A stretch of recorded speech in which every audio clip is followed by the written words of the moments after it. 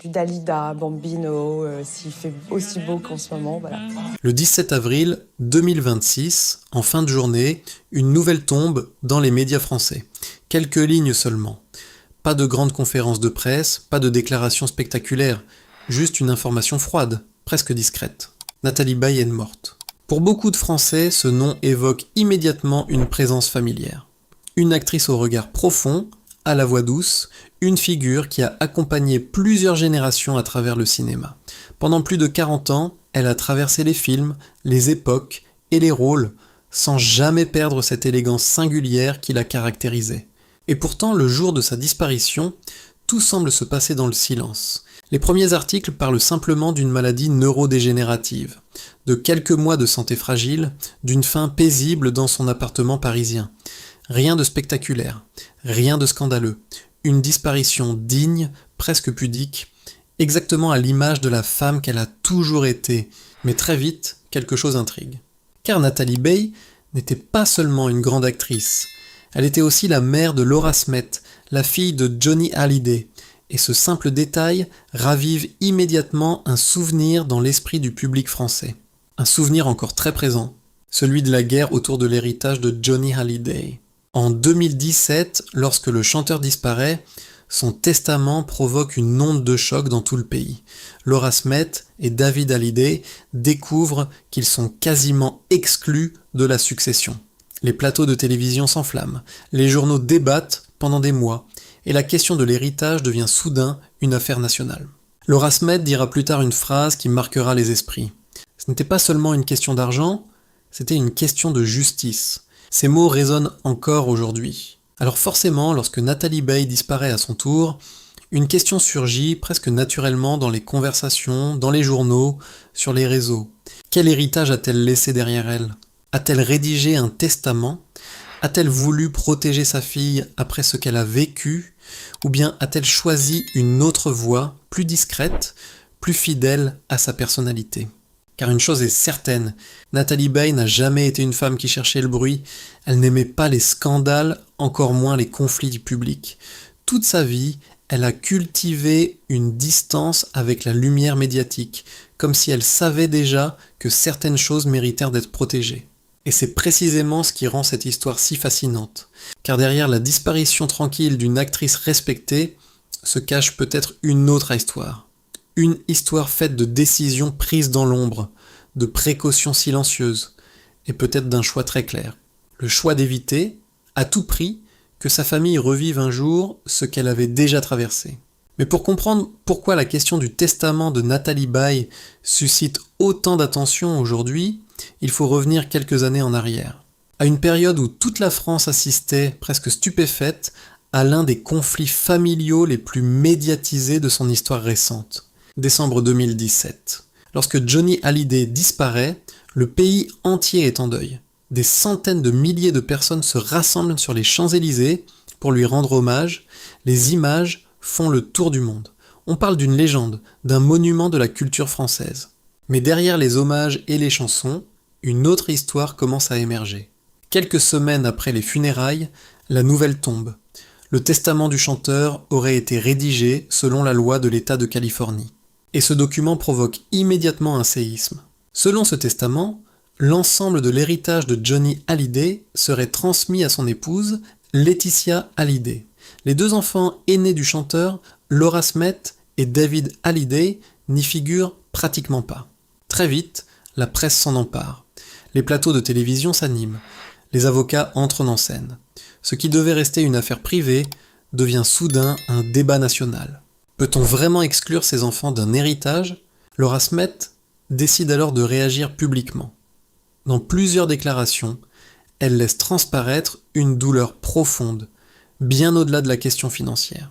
Elle explique notamment « Ce n'est pas seulement une question d'argent, c'est une question de respect et de justice. » Ces mots frappent à l'opinion, car derrière la bataille juridique, c'est toute l'histoire d'une famille qui se dévoile. Des souvenirs, des blessures, des incompréhensions. Pendant des mois, les journaux racontent les audiences, les négociations, les tensions. Et au milieu de cette tempête médiatique, une personne reste presque entièrement silencieuse. Nathalie Baye, l'actrice ne multiplie pas les interviews. Elle ne commente pas publiquement chaque rebondissement. Fidèle à sa nature, elle choisit la discrétion. Mais ceux qui la connaissent savent que cette affaire l'a profondément marquée. Une amie proche confiera plus tard à un journaliste: Nathalie a vécu toute cette période avec beaucoup d'émotions. Ce qui arrivait à Laura l'a profondément touchée. Car pour Nathalie Baye, il ne s'agissait pas seulement d'une bataille médiatique, c'était l'histoire de sa propre fille. Une fille qu'elle avait élevée seule pendant de longues années, loin du tumulte du show business. Et en observant cette guerre d'héritage qui divisait une famille entière sous les yeux du public, Nathalie Baye aurait commencé à réfléchir à une question très personnelle. Comment éviter que la même chose se reproduise un jour ? Selon plusieurs articles publiés ces dernières années, c'est à partir de cette période que l'actrice aurait commencé à organiser plus clairement son patrimoine. Pas dans la précipitation, mais avec la prudence et la lucidité qui la caractérisaient. Pas pour faire parler d'elle, pas pour créer un scandale, mais pour une raison très simple: protéger sa fille. Et c'est précisément à ce moment-là que les journalistes vont découvrir quelque chose que beaucoup de Français ignoraient. Car derrière l'image d'une actrice discrète se cachait en réalité un patrimoine bien plus important qu'on ne l'imaginait. Et lorsque l'on commence à examiner de près la carrière de Nathalie Baye, on comprend rapidement pourquoi. Lorsque les médias commencent à s'interroger sur l'héritage de Nathalie Baye, beaucoup de Français réalisent une chose étonnante. Pendant des décennies, l'actrice a toujours donné l'image d'une femme simple, presque effacée. Pas de luxe ostentatoire, pas de déclarations tapageuses sur l'argent, pas de vie mondaine affichée dans les magazines. Et pourtant, derrière cette discrétion se cache une réalité que peu de gens avaient vraiment mesurée. Nathalie Baye a construit au fil du temps un patrimoine considérable. Pas en un coup de chance, pas grâce à un seul succès spectaculaire, mais grâce à une carrière longue, régulière et surtout extrêmement respectée dans le monde du cinéma. Sa filmographie compte plus de 82 films, des œuvres qui ont marqué plusieurs générations de spectateurs. Elle a travaillé avec certains des plus grands réalisateurs français et même internationaux. Son talent lui a valu plusieurs récompenses prestigieuses, dont des Césars qui ont confirmé son statut d'actrice majeure. Mais ce que le grand public ignore souvent, c'est que la carrière d'un acteur ne se limite pas aux cachets reçus pendant le tournage. Il existe aussi ce que l'on appelle les droits de diffusion. Chaque fois qu'un film est rediffusé à la télévision, vendu à une plateforme de streaming ou projeté à l'étranger, une partie des revenus peut revenir aux artistes qui y ont participé. Et dans le cas de Nathalie Baye, cela représente une quantité impressionnante de films. Un producteur français expliquait récemment dans une interview: les acteurs ne disparaissent jamais vraiment. Leurs films continuent de vivre, parfois pendant des décennies. Autrement dit, même après la disparition de l'actrice, les œuvres auxquelles elle a participé continuent d'exister, et parfois de générer des revenus. Mais ces droits ne sont qu'une partie de ce patrimoine invisible. Il existe aussi tout un univers d'objets et de souvenirs liés à une carrière aussi longue. Des scénarios annotés, des photographies de tournage, des correspondances avec des réalisateurs, parfois même des costumes ou des accessoires de films devenus cultes. Pour les passionnés de cinéma, ces objets ont une valeur presque historique. Certains finissent dans des collections privées, d'autres sont confiés à des institutions comme la Cinémathèque française, mais tous racontent une histoire, celle d'une vie consacrée au cinéma. Et puis au-delà de ces trésors artistiques, il y a aussi les biens plus concrets. Des comptes, des investissements, et surtout un lieu très particulier, un endroit qui n'apparaissait presque jamais dans les magazines, mais qui représentait une part essentielle de la vie de Nathalie Baye. Son appartement parisien. Un lieu discret, presque invisible pour le grand public, mais qui allait devenir, avec le temps, l'un des symboles les plus émouvants de ces dernières années. Car c'est dans cet appartement, loin des caméras et des tapis rouges, que l'actrice avait choisi de se retirer peu à peu du monde. Et c'est également là que son histoire s'est achevée. Dans la vie des grandes figures du cinéma, on imagine souvent des villas spectaculaires, des maisons au bord de la mer ou des propriétés entourées de jardins immenses. L'image du succès est souvent associée à ces lieux qui symbolisent la réussite. Mais dans le cas de Nathalie Baye, la réalité était bien différente. Depuis plusieurs années, l'actrice vivait dans un appartement parisien situé près du Jardin du Luxembourg, dans l'un des quartiers les plus élégants et les plus paisibles de la capitale.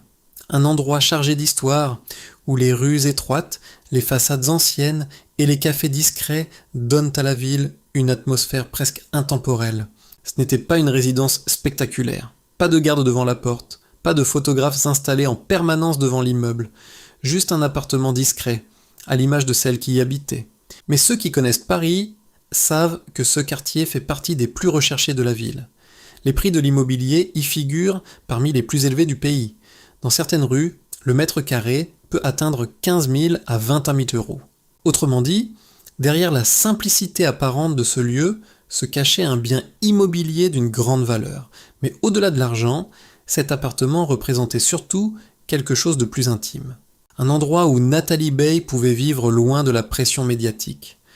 Un lieu où elle pouvait marcher anonymement dans le quartier, passer devant les librairies, traverser le jardin du Luxembourg, comme une Parisienne parmi les autres.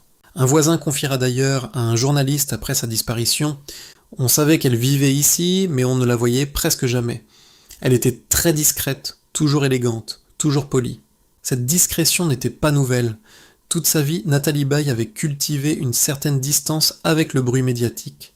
Elle ne cherchait pas les projecteurs en dehors de son travail. Et avec les années, cette distance est devenue presque une manière de vivre. Dans cet appartement, les journées étaient calmes, les visites rares, le téléphone sonnait moins souvent qu'autrefois, l'actrice apparaissait de moins en public, comme si elle s'éloignait progressivement de l'agitation qui avait longtemps accompagné sa carrière. Et c'est précisément dans ce lieu, au cœur de ce quartier paisible, que la fin est arrivée. Le soir du 17 avril 2026, la vie de Nathalie Baye s'est éteinte dans cet appartement parisien. Sans caméra, sans public, sans mise en scène. Une disparition presque silencieuse, fidèle à la manière dont elle avait choisi de vivre ces dernières années. Mais après cette soirée d'avril, une nouvelle question commence à circuler dans les journaux et dans les conversations. Car derrière ce lieu chargé de souvenirs, derrière cette carrière immense, se pose désormais une interrogation que beaucoup de Français se posent. Comment Nathalie Baye avait-elle organisé la transmission de ce patrimoine ? Et surtout, une question revient sans cesse. Après tout ce que Laura Smet avait traversé lors de la succession de Johnny Hallyday, sa mère avait-elle décidé de préparer les choses différemment ? Lorsque les médias commencent à évoquer l'héritage de Nathalie Baye, les spécialistes du droit rappellent immédiatement un principe essentiel du système français. En France, les enfants sont ce que l'on appelle des héritiers réservataires. Cela signifie qu'une partie de l'héritage leur revient obligatoirement, même si un testament existe. Contrairement à certains pays où une personne peut décider librement de transmettre l'ensemble de ses biens à qui elle souhaite, la loi française protège les descendants directs. Dans le cas de Nathalie Baye, la situation semble donc relativement simple. L'actrice n'avait qu'un seul enfant, Laura Smet. Autrement dit, même sans disposition particulière, Laura restait naturellement la principale héritière de sa mère. Mais selon plusieurs articles publiés dans la presse ces derniers mois, Nathalie Baye ne se serait pas contentée de laisser les choses suivre leur cours naturel. Elle aurait préparé les choses à l'avance. Non pas dans l'urgence, mais progressivement, avec la prudence et la discrétion qui ont toujours caractérisé sa manière de vivre. Des experts évoquent différentes possibilités utilisées par de nombreuses personnalités pour organiser leur succession.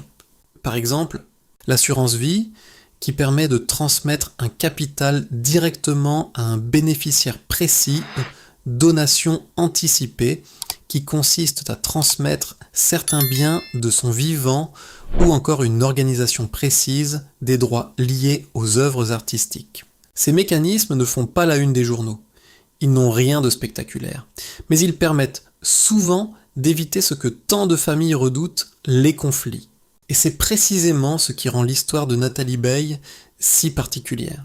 Après la tempête médiatique qui avait entouré la succession de Johnny Hallyday, beaucoup pensaient que Laura Smet resterait longtemps associée à cette bataille juridique, une bataille douloureuse exposée au regard de millions de personnes. Mais dans le cas de Nathalie Baye, tout semble avoir été pensé pour qu'une telle situation ne se reproduise jamais. Comme si l'actrice avait voulu transmettre autre chose que des biens matériels, une forme de paix.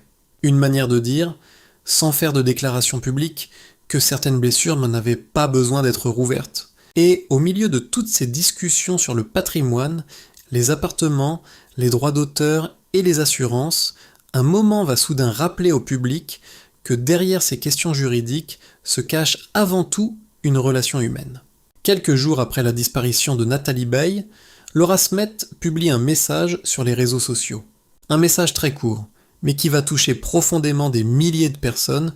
Elle écrit simplement « Maman, j'ai perdu la moitié de mon cœur ». Cette phrase, reprise par de nombreux journaux, bouleverse l'opinion, car en quelques mots, elle rappelle une évidence que les débats sur l'héritage font parfois oublier. Au-delà des biens, des lois et des testaments, ce qui disparaît d'abord lorsqu'une personne s'en va, c'est un lien. Un lien unique, irremplaçable.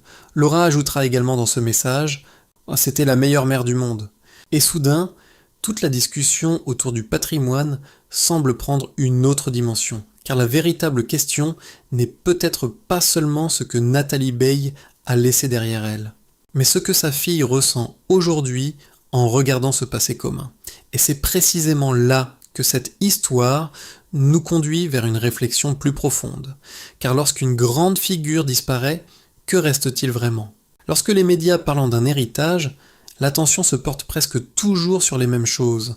Les chiffres, les biens, les propriétés, les comptes bancaires, comme si la valeur d'une vie pouvait se mesurer uniquement à ce qui reste matériellement. Mais dans le cas de Nathalie Baye, plus les jours passent, plus une autre réalité apparaît. Car ce que l'actrice laisse derrière elle dépasse largement la question d'un testament. Pendant plus de 40 ans, Nathalie Baye a construit une carrière rare dans le cinéma français. Elle n'était pas l'actrice des scandales, ni celle des déclarations tapageuses. Elle appartenait à une génération d'artistes pour qui le métier reposait sur une forme de sobriété. Un réalisateur qui avait travaillé avec elle racontait un jour « Avec Nathalie, il suffisait parfois d'un regard pour comprendre toute une scène. Cette simplicité apparente était en réalité la marque des grands comédiens, ceux qui n'ont pas besoin d'en faire trop pour toucher le public. » C'est sans doute pour cette raison que tant de spectateurs ont le sentiment d'avoir grandi avec ces films. Certaines scènes, certains rôles continuent de circuler dans la mémoire collective, comme des fragments d'une époque. Et c'est peut-être là que se trouve la véritable trace qu'elle laisse derrière elle. Car un acteur ne disparaît jamais complètement.